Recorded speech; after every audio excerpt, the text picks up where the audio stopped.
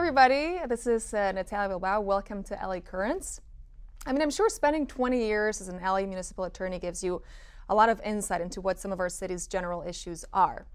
With this background, it's no surprise that today's guest would choose City Hall as her next workplace. I'm very excited to be joined by the councilwoman who represents the West Side District, Traci Park. Thank you so much for being here. It's great to be here. Thanks for having me. So 2023 was, as you were saying, very busy, very intense. What are some of the lessons from that year that you've been carrying on to this 2024, the first 6 months of 2024? Yeah, so, when I think about that first year in office and just the very steep learning curve that I had coming into this position as a, complete outsider to Los Angeles City Hall, it's pretty remarkable. Between 14 other council members and their teams and staffs and issues and priorities, and the mayor and her team and the city attorney and her staff, as well as more than 40 city departments and general managers, as well as all of the various boards and commissions that we have here in the city of Los Angeles. Just the scope of the organization of the city of Los Angeles is remarkable. Through my committee assignments, I've taken the helm on really important economic development work, on trade, travel, and tourism, getting ready for the Olympics, on transportation and public safety. And so I've been learning from day one since I came into this position. One of the things that I learned kind of early on was that through the council office, you have the opportunity to really bring vision and leadership to how things work in your district. And so for us, when it came to homelessness, it was getting to know all of our embedded nonprofits and service providers, getting us working together as one unit, using all of our resources to tackle the very big challenges that we had. And it's also been learning how to engage with our city departments. We rely very heavily on our partners, for example, at LA Sanitation for our care and Care Plus operations, with Bureau of Street Services and Urban Forestry and others for our neighborhood beautification projects.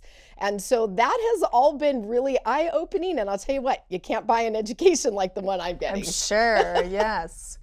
Well, so with this year of experience, which has obviously been very intense, very educational, have your priorities shifted at all? Because I know you're very intent on public safety, environmentalism. So are those still your top priorities, or have those shifted somehow? So my priorities continue to be a focus on urgently and compassionately addressing homelessness, as well as confronting the public safety crisis, as well as the environment and investment in infrastructure and stabilizing our economy, especially in a very difficult, challenging budget year.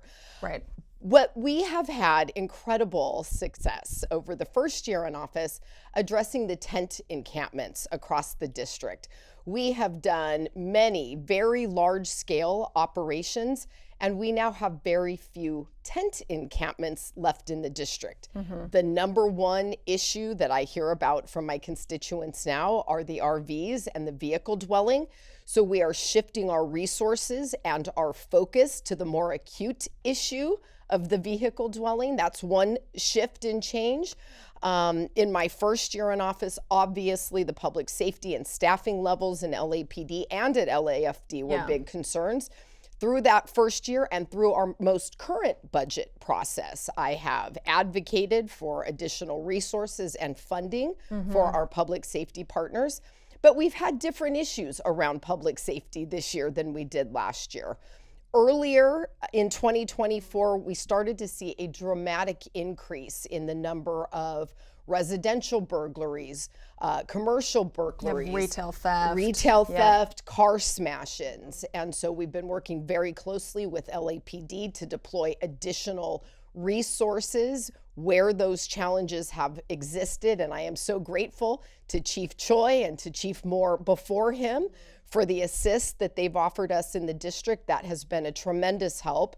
Certainly, as you're aware, there was a horrific crime committed in Venice during the spring where two innocent women, in the canals, where two innocent women were brutally attacked, and one of them actually died from her injuries.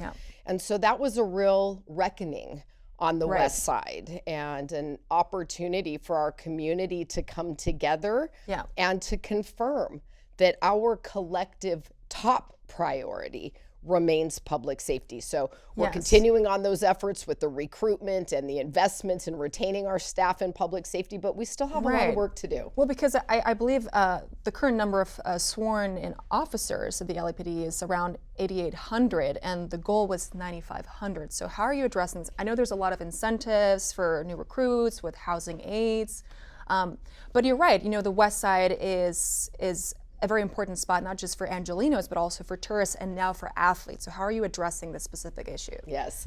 So I think our staffing levels at LAPD are dangerously, critically low. We have not seen staffing levels this low in many, many, many years, and we are not even close to on par with cities our size. And remember, too, of all of those officers, they're not all on duty at any one time. Exactly. And we've also seen major events around the city, whether it's unrest and protests and things like that, that often take up a lot of LAPD resources. And that means that we have to spread them across a very wide geography.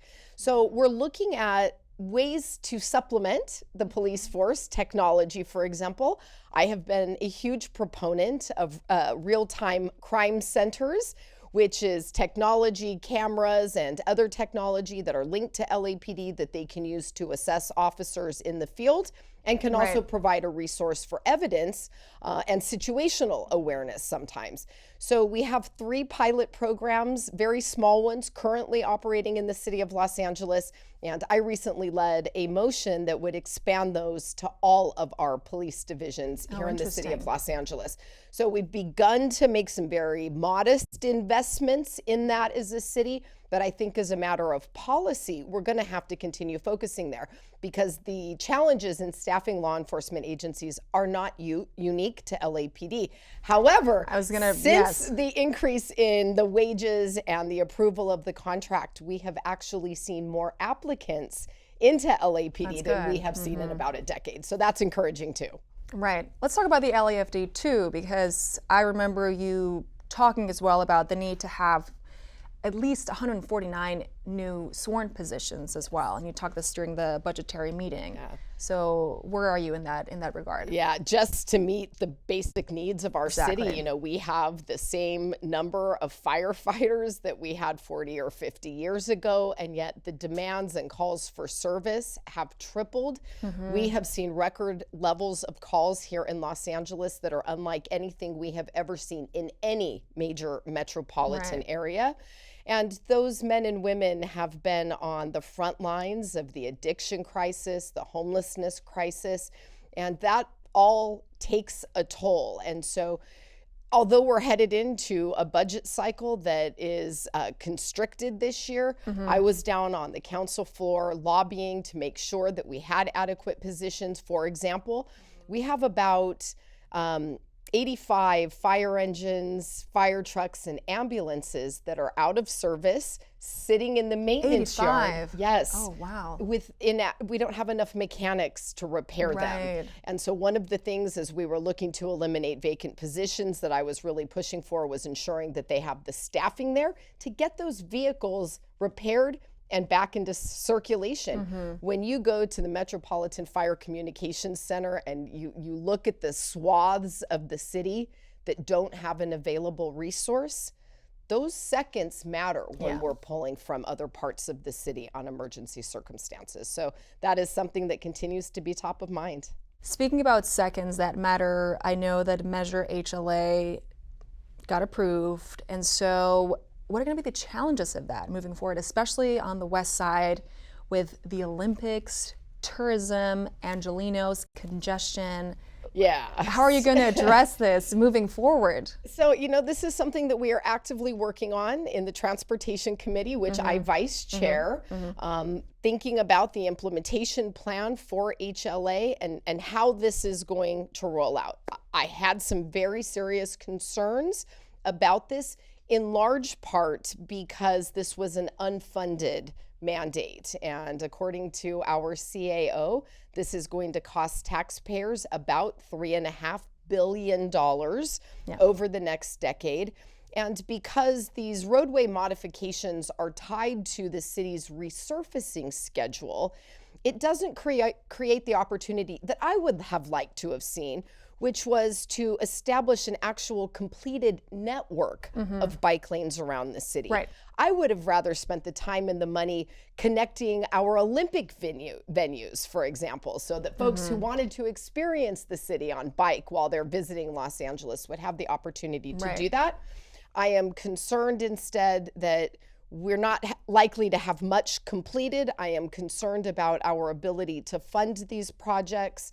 And so it's a bit of a balancing act, and there's going to be a lot of work to get it done. No, yeah, because obviously you're an environmentalist, and I go to Venice, and everybody there is using their bicycles, so it's very popular. Everybody rides a bike in the city, so it's a good point. It's a very fair concern. Yes, and I really I want to have a well-connected system of bike lanes in the city of Los Angeles, but it is also really important to me that communities have a say in where those are, that we have some flexibility in making decisions about putting them in places where they actually improve safety.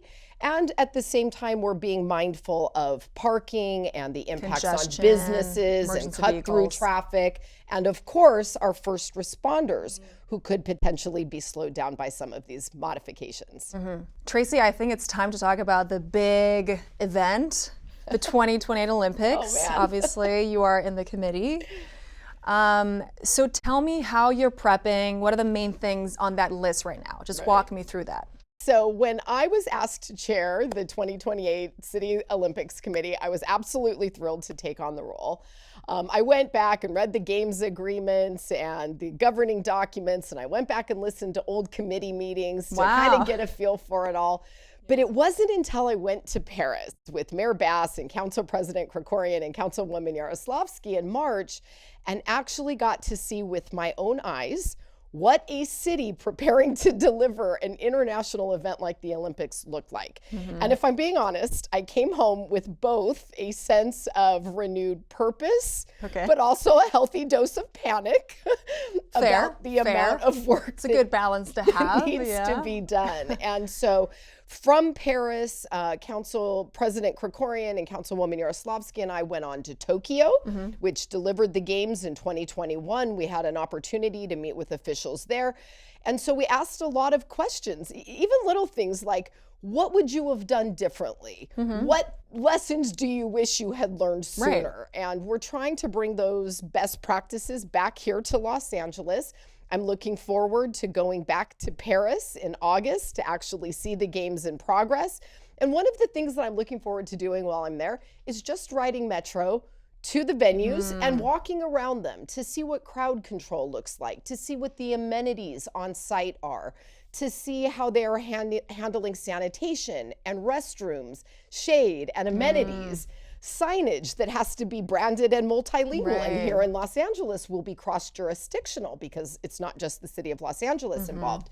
I've also introduced a number of motions over the last few weeks in the Olympics Committee asking our city departments to report back with what our plan is going to be to get our sidewalks and our roads and our transportation systems all ready to host the entire world here in Los Angeles. Let's talk about that. Let's talk about the connectivity status of LAX and what's happening in that regard. So one of the biggest capital improvement projects going on anywhere in the entire country is the People Mover at LAX.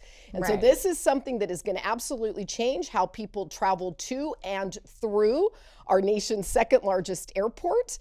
And it's something that, during the pandemic, there were challenges, there were delays, and it's not uncommon on a large project like that to find underground infrastructure interference and challenges that happen. It has also taken some time to resolve legal disputes that have arisen around some of those delays. And so we are really excited that we are in the process of getting that wrapped up and really looking forward to having that done and ready to go, certainly before the 2028 games. The real question is, are we going to have it done before the World Cup in 2026? Yes, because there's 2026, Super Bowl in 2027, Olympics 2028. So packed Future ahead, indeed. Yeah. Indeed. And so that is something that through my committee, Trade, Travel, and Tourism, we keep a very close eye on, and I'm in regular communication with LAWA about the status of it. So another important project that has to do with the Olympics too is the expansion of the LA Convention Center. What can you tell me about that? So the investment in our convention center is long overdue. This is something that elected leaders in Los Angeles have now been talking about for decades, and just for whatever reasons have not previously moved forward with it. So as chair of Trade, Travel, and Tourism, I fully recognize the hundreds of millions of dollars in economic revenue that this will bring to our city. I'm aware that it's going to provide 10,000 jobs during construction and beyond. And so there are real reasons to do this. As the chair of the Olympics Committee, I am also well aware that the convention center cannot be under construction during the Olympics. In fact, it's going to need to be done well before, because there are events scheduled in the convention center as well as surrounding nearby locations. And so all of that would be impacted. So we have asked our CAO and CLA to work with the developers for the next 6 months or so to come up with a project agreement. But I think the council has been very clear in those instructions that if for any reason we can't do this on time or on budget, or if the terms don't come together as we hope they will, that we're going to have to put a pause on it and wait until after the Olympics are over. We cannot risk having any of those events move outside the city of Los Angeles. That makes sense. Let's talk about one of what I consider to be your biggest accomplishments last year. You're kind of dressed in style like Marilyn Monroe. Let's talk about turning Marilyn Monroe's house into a historic monument. Last year, I mean, your first year in office, you make national news, you dress in the style of Marilyn Monroe for a press conference. What was that like? Because you were very involved in that whole process. It was a wild ride. You know, the news broke and my council office learned about it in real time, that these demolition permits had been pulled for Marilyn Monroe's iconic home in Brentwood. And, you know, the images of her there at her home on those grounds, on those near her pool there, are some of the most iconic images of her ever published. It was the only home that Marilyn Monroe ever owned, and a really important piece of our city's history and the legacy of Hollywood. And so my office was absolutely overwhelmed with phone calls and emails from not just here in Los Angeles, but from all over the world, people begging for our help saving the home. And you were just getting started and you had 13 people on your team, because now you have 20. Yes, now. So back then, it was a small team. Yes, and we were completely overwhelmed. And so we initiated the process to have the home declared an historic cultural monument here in the city of Los Angeles. And that moved unanimously through the Cultural Heritage Commission and then onto our city's own Plum Committee. Meanwhile, we were working behind the scenes with the property owners to evaluate whether there may be some resolution that could involve moving the home to another location where the public could actually access it, because it's behind walls currently. Right, because they had claimed that, well, over the years it has suffered so many changes anyway that didn't really resemble its original state. So, and there's a lot of widespread disagreement about that. I mean, you look at the home and there is no mistaking it, and a lot of the original detail is there. And I think in large part that is why it has unanimously. But tourists still kept coming. So yes, and you know, it's been known for decades now, 60 years since Marilyn Monroe tragically died there, that you know, that's where her home is. And so there's always been curious folks and looky-loos. Right. So when we voted in City Council to move forward with the designation, I wanted to be very mindful about neighborhood concerns. So we also introduced a motion that would regulate tour bus traffic in that area, and I really want to take safety and security concerns of my constituents seriously too.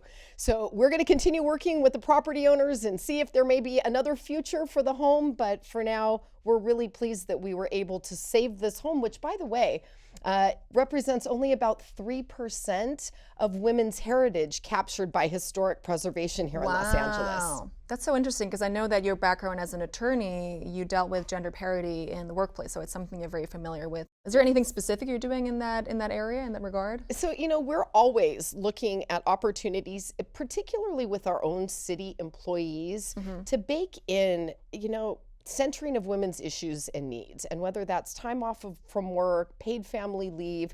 Talk a lot about the need for child care supplements here in the city of Los Angeles, and we're doing some really incredible work investing in women in recruitment across our city departments. And so these are really encouraging things, and I've always been a big believer that when you invest in women in the workplace, you're investing in an entire community. I love that. Speaking about things that affect the entire city, what can you tell me about the city charter reform? Where's that at? I know there's talk about the Ethics Commission reforms on the one side, and then there's also the talk of redistricting. So I have, for the last year and a half, been on the Government Reform Committee, and we have worked very diligently to put together some ballot measures, one of which, if passed, will deliver to the city of Los Angeles truly independent redistricting. And this is something that I think couldn't be better timed. And that's up in November, I In believe. November, Yeah. that will be on the ballot. And I don't think it could be better timed. I took office at a moment when trust in local government was at an all-time low. And I am so grateful to Council President Paul Krikorian, who has led this committee to get this effort done. And as you mentioned, with the Ethics Commission and the ethics reform, we are investing in this department. We are empowering them. We are giving them a dedicated budget. And I think that really, if passed by the voters, is going to reaffirm our commitment to be a city that's transparent and accountable to our constituents. Also, because people talk about, well, let's look at other big cities like New York and Chicago. There's 50 different districts and council members. So shouldn't LA also be updated to reach those numbers as well? Yeah, it's a good question. And certainly the question of redistricting, I think, raises the question of, do we want to consider increasing the number of council districts? I've been pretty outspoken that I'm not supportive of this at this point. I have spoken to thousands of people over the last few years about the biggest issues facing our city. Not one of them has asked for more politicians as a solution to the problem. And so I really think, what is it that we're trying to solve for? If it's better constituent services, really what I need is more staffing, and I need to have city vacancies filled, and more sanitation workers to collect the trash more frequently. If we're trying to solve for some type of corruption, I'm not sure more politicians is the best way to get us there. And frankly, when you talk about there are more council members in places like New York and Chicago, I have yet to see any evidence that constituents in those cities are any more satisfied with their elected leaders than people in Los Angeles are with theirs. And I really truly think that it is incumbent upon each council member to be responsive to their entire district and to utilize the resources and the staffing that they had. And I know we're doing a great job of it on CD11. Well, it's true, and people say that you're a very boots on the ground councilwoman. And so how are you getting your constituents more involved in policies and in really getting their needs across to you and to your team? Well, there's almost nothing that we say no to in CD11. We go to every meeting, every community gathering that we're invited to, and we create ones to bring people to us. And so my team and I go to all of our neighborhood council meetings, and I have always been a big believer that they are there to serve in an advisory role. They are the subject matter experts in their own neighborhoods. So that collaboration and interaction has been extremely important to us. But, whether it's our YMCAs and Boys and Girls Clubs and HOAs, we go to everything because it's important that we're present, that we know our communities and its stakeholders and leaders, and that I am effectively being their advocate in City Hall. That makes sense. I mean, I know you're very active on social media, which someone like me who's a millennial appreciates, and I'm sure your constituents too. So what are the best ways to stay in touch with you, your team, and everything that's happening across your district? So definitely following along with social media. I am at Councilwoman Traci Park on Instagram and Facebook. And probably the best thing though is to sign up for my weekly newsletter. I put that out every Saturday morning, and that's where I communicate policies and rules that we're working on in City Hall, things I want folks to be aware of and follow along with. I also communicate a lot of information about what's happening on the West Side and impacting folks in their own neighborhoods. So I only send that out once a week. I don't want to overburden people with unwanted emails, but this is a great resource to follow along. If you go to the CD11 website, which is cd11.lacity.gov, you can sign up for my newsletter there. It's a great way to stay in touch. Wonderful. Well, it's been an absolute pleasure to talk with you, Councilwoman. Thank you so much for being here. You're welcome. It's always fun to come in. We'll do it again soon. Thank you all so much for watching. I love spending some time with Councilwoman Park and discussing some of the plans and actions being carried out in the West Side District. This is Natalia Bilbao for LA Currents. Once again, thank you so much for watching.